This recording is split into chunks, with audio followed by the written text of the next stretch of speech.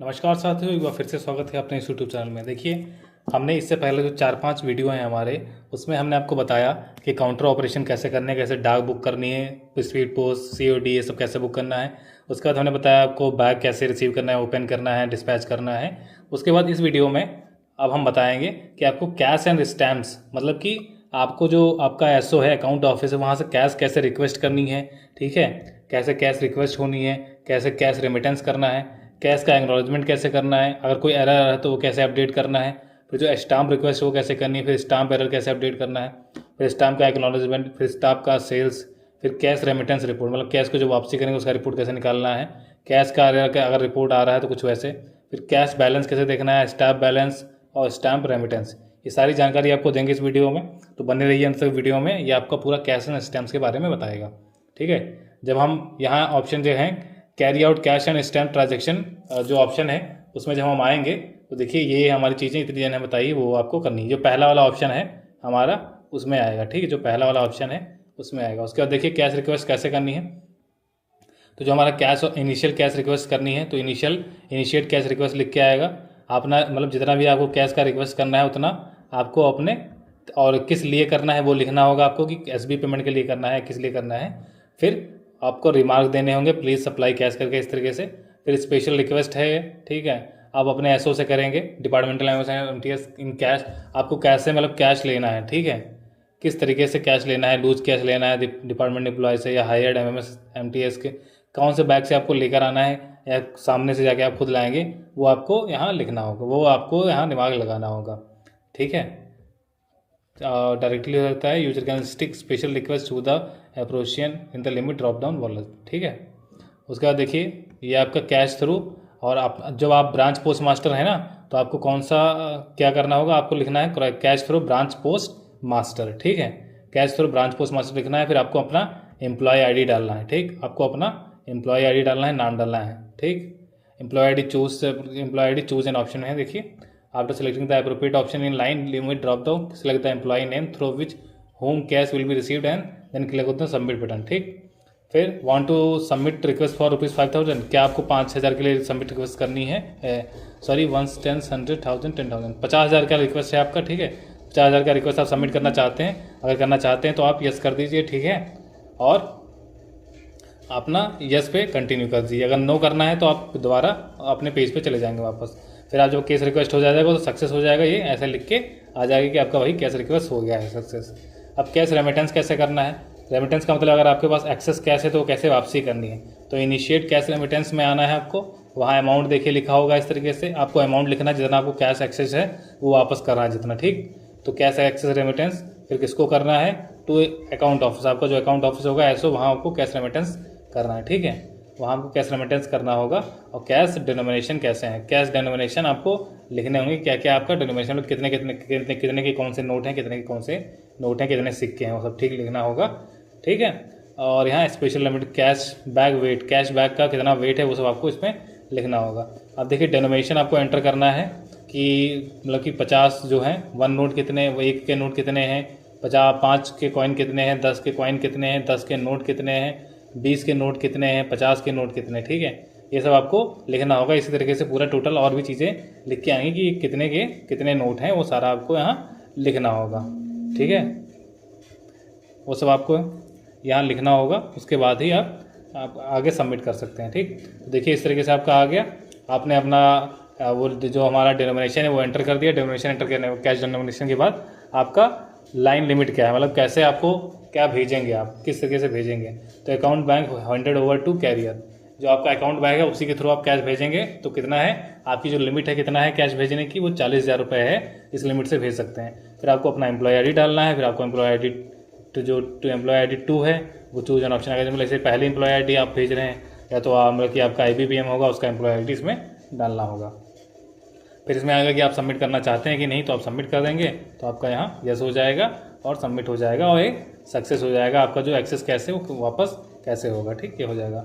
उसके बाद देखिए कैश एक्नॉलेजमेंट देखना है। To acknowledge the cash send by account office click on acknowledgement menu, मतलब जो कैश जो हमारा अकाउंट ऑफिस है उसके द्वारा जो कैश भेजा गया है उसको हम कैसे चेक करेंगे कितना भेजा गया है। कितना मतलब रिक्वेस्ट जो हमने करी थी क्या उसको रेमिटेंस कर दिया गया है, रिक्वेस्ट या रेमिटेंस दोनों चेक करना है कि मतलब जो हमने रिक्वेस्ट करी थी वो कैश हमको मिल गया है, या जो हमने रेमिटेंस करा था वो कैश अकाउंट ऑफिस द्वारा रिसीव हो गया कि नहीं रिसीव हो गया है। ठीक है, तो एक्नॉलेजमेंट देखेंगे, तो एक्नॉलेजमेंट देखिए रिक्वेस्ट पे हम देखेंगे, तो देखिए सिलेक्ट ऑफिस कौन सा है, ETUDO-SO 22/1/2025 का है।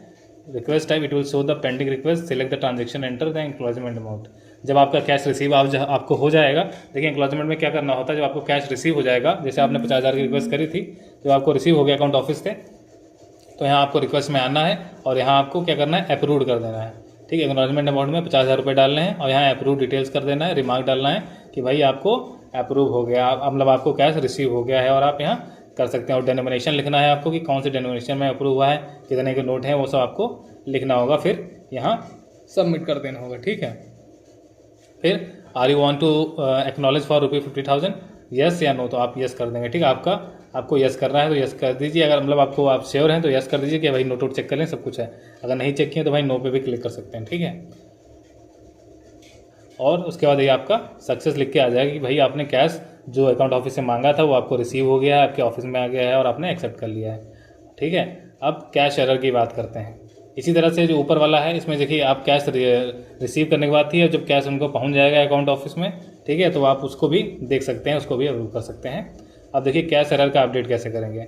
आपकी जो कैश रिसीव्ड बाय BPM का, ठीक है, इज़ मोर और लेस देन व्हेन, अगर मतलब कि जैसे किसी ने BPM ने कैश रिक्वेस्ट करी थी 50,000 रुपये की करी थी, अब उसको 45,000 मिल गया है तो 55,000 मिल गया है, तो इन दोनों केस में वो यहाँ कैश एरर अपडेट कर सकता है। कौन से पेंडिंग में कर सकता है, कैश एरर में आएगा, और यहाँ देखिए फ्रॉम डेट, कौन सी डेट से कौन सी डेट को ये हुआ है, तो देखिए जिस डेट का हो रहा हो उसी डेट को, उसी सेम डेट को लिखना है।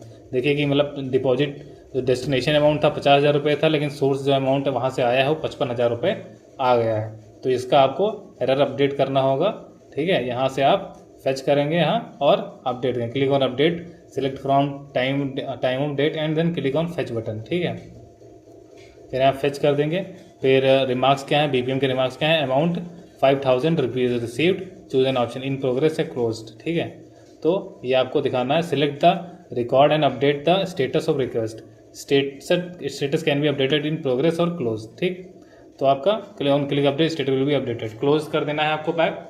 ठीक है, और क्लोज करके यहाँ बता देना है आपको कि भाई एक्सेस में आपको रुपए मिल गए। तो उसके बाद आपका स्टैम्प रिक्वेस्ट, अब आपको BPM can request the account office for supplying the stamp through option.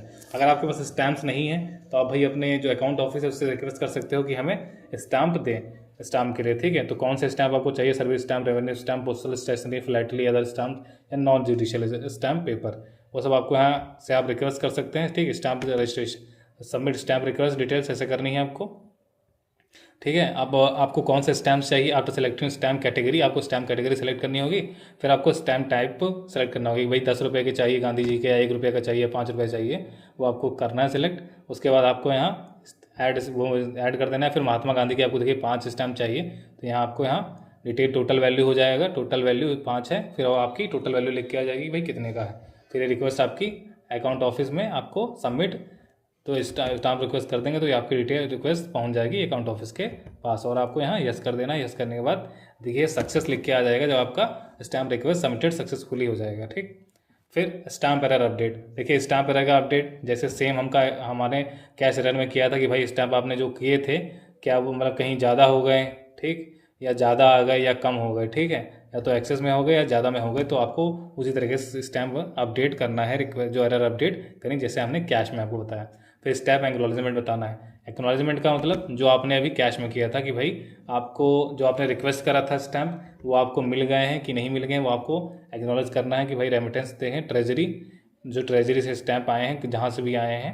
ठीक है, सोर्स ऑफिस जो है वहाँ से आपको select the request to process and click on press button. ठीक है, definitive public postage designation Rajesh Prasad, देखिए इस तरह से लिख के आ रहा है, आपको प्रोसेस में करना है। फिर देखिए want to acknowledge stamp for ₹50।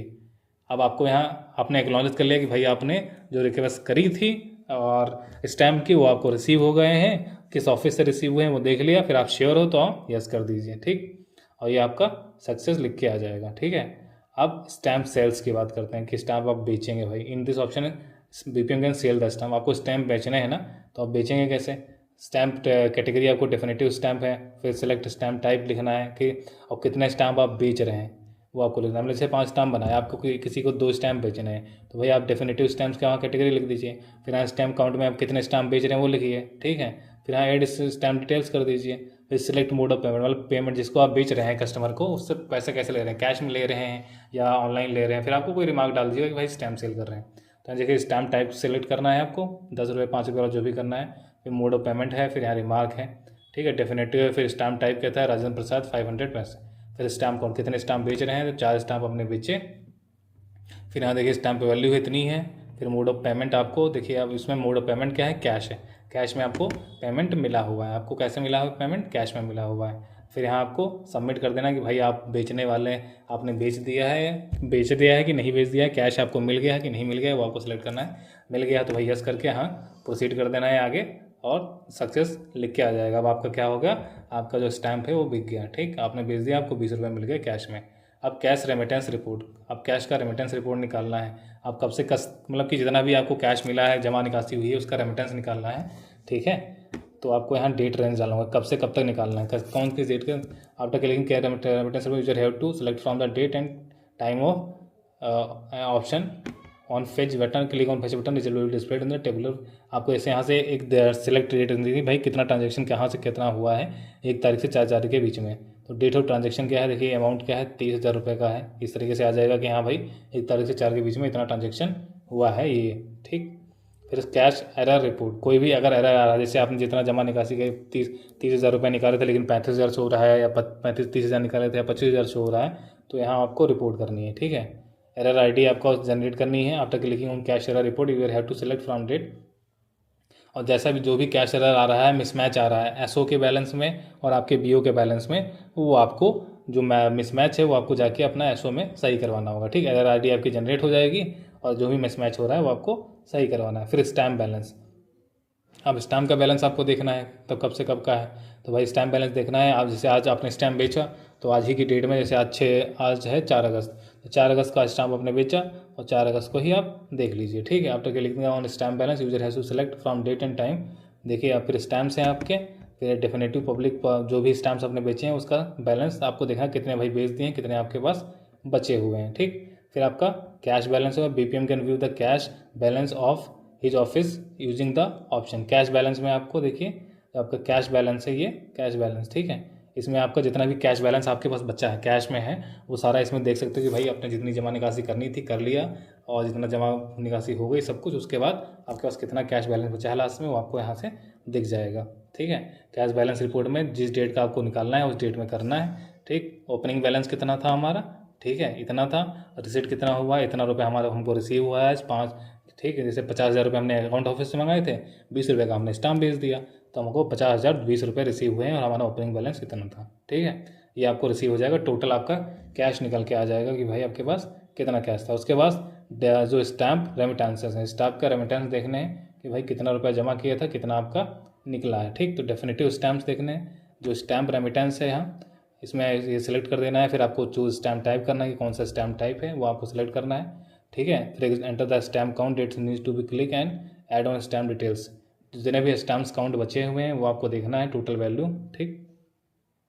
फिर उसका जो रेमिटेंस है उनका दो भी रेमिटेंस करना है। After adding stamp details click on submit button, clicking फिर आपको सबमिट बटन क्लिक करना है। Are you sure want to remit ₹10, जो आपको 10 रुपये का रेमिटेंस है वो करना है कि नहीं करना है, ठीक। फिर यहाँ यस पे क्लिक कर देना है। Stamp remittance submitted successfully will be displayed. ये आपका स्टैम्प का रेमिटेंस हो गया, ठीक। अब इसके बाद क्या है, डिलीवरी की बात है, वो डिलीवरी वाला हम नेक्स्ट वीडियो में बात करेंगे कि डिलीवरी मैनेजमेंट कैसे करना है आपको, कि कैसे मतलब कि डैशबोर्ड, इनवाइस, अनरजिस्टर्ड आर्टिकल कितने हैं, रिटर्न कितने हुए हैं, रिसीव कितने हुए हैं, ठीक है। मैनिफेस्ट कैसे जनरेट करना है वो सब दूसरे वीडियो में बताएंगे। ये आपका सारा वीडियो रहा रिलेटेड किससे, कैश से लेकर, कि भाई आपको अकाउंट ऑफिस से कैसे कैश मंगवाना है, कैसे भेजना है, ठीक, स्टैम्प कैसे मंगवाने हैं, स्टैम्प कैसे करना है, वो सारा कुछ इसमें था, ठीक। अगर वीडियो अच्छा लगा हो तो आप वीडियो को लाइक कर दिए और चैनल को सब्सक्राइब कर लीजिए, अपने दोस्तों से शेयर कर दीजिए, ठीक है। जो लोग भी पोस्ट ऑफिस में हैं, बीपीएम के पोस्ट पे हैं, आईबीपीएम के पोस्ट पे हैं, जो भी और बीपीएम का काम कर रहे हैं, ठीक है। बाकी कोई दिक्कत हो तो कमेंट बॉक्स में कमेंट करिए, आपको रिप्लाई अवश्य मिलेगा। थैंक यू एंड जय हिंद।